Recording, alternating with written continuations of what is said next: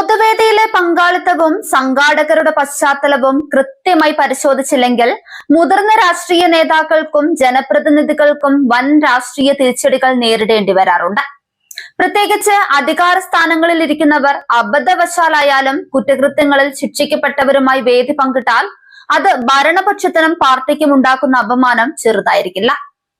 പൊതുപരിപാടികളുടെ തെരഞ്ഞെടുപ്പിൽ പുലർത്തേണ്ട ജാഗ്രതയെക്കുറിച്ചും ഭരണ സംവിധാനങ്ങളിലെ ഇന്റലിജൻസ് വിഭാഗത്തിന്റെ സുപ്രധാനമായ പങ്ക് എത്രത്തോളം ഉണ്ടെന്നും വ്യക്തമാക്കുന്ന ഒരു സംഭവമാണ് കഴിഞ്ഞ ദിവസം കൊല്ലം ജില്ലയിൽ നടന്നത്.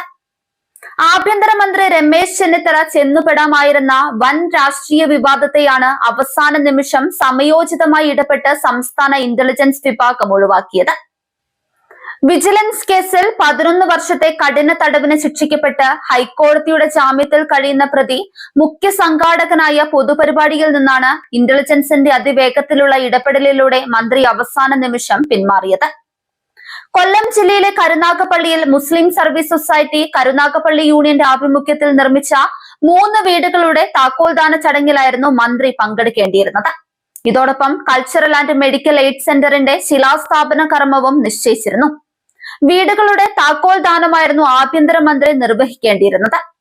കരുനാഗപ്പള്ളി MLA CR മഹേഷ് മുഖ്യപ്രഭാഷകനായി നിശ്ചയിക്കപ്പെട്ടിരുന്ന ഈ ചടങ്ങിൽ MSS ഭാരവാഹികളും മറ്റ് ജനപ്രതിനിധികളും സാമൂഹ്യ സാംസ്കാരിക പ്രമുഖരും പങ്കെടുക്കുമെന്ന് നോട്ടീസിലൂടെ പൊതുജനങ്ങളെ അറിയിച്ചിരുന്നു.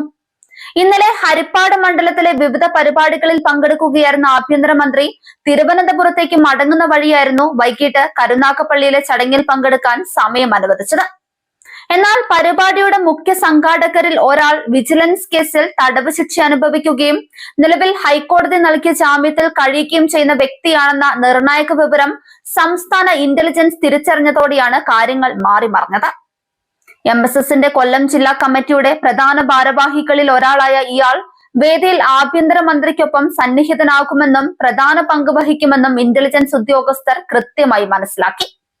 തുടർന്ന് ഉദ്യോഗസ്ഥർ ഈ വിവരം ഇന്റലിജൻസ് IG അടക്കമുള്ള ഉന്നത ഉദ്യോഗസ്ഥരെ അടിയന്തരമായി അറിയിച്ചു. ആഭ്യന്തരമന്ത്രി ഒരു തടവുകാരനൊപ്പം വേദി പങ്കിടുന്നത് വലിയ വാർത്തയാകുമെന്നും സർക്കാരിനും മന്ത്രിക്കും കടുത്ത രാഷ്ട്രീയ തിരിച്ചടിയാകുമെന്നും കണ്ട ഇന്റലിജൻസ് ആസ്ഥാനത്ത് നിന്ന് ഉടൻ തന്നെ മുന്നറിയിപ്പെത്തി. നിർദ്ദേശം ലഭിച്ച ഉടൻ ആഭ്യന്തരമന്ത്രി ചടങ്ങ് പൂർണ്ണമായും റദ്ദാക്കാൻ തീരുമാനിച്ചു. ഇന്റലിജൻസിന്റെ ഈ മാസ്റ്റർ സ്ട്രോക്കിലൂടെ വലിയൊരു മാധ്യമ വിചാരണയിൽ നിന്നും രാഷ്ട്രീയ വിവാദത്തിൽ നിന്നും തലനാരിഴയ്ക്കാണ് ആഭ്യന്തരമന്ത്രി രമേശ് ചെന്നിത്തല രക്ഷപ്പെട്ടത്.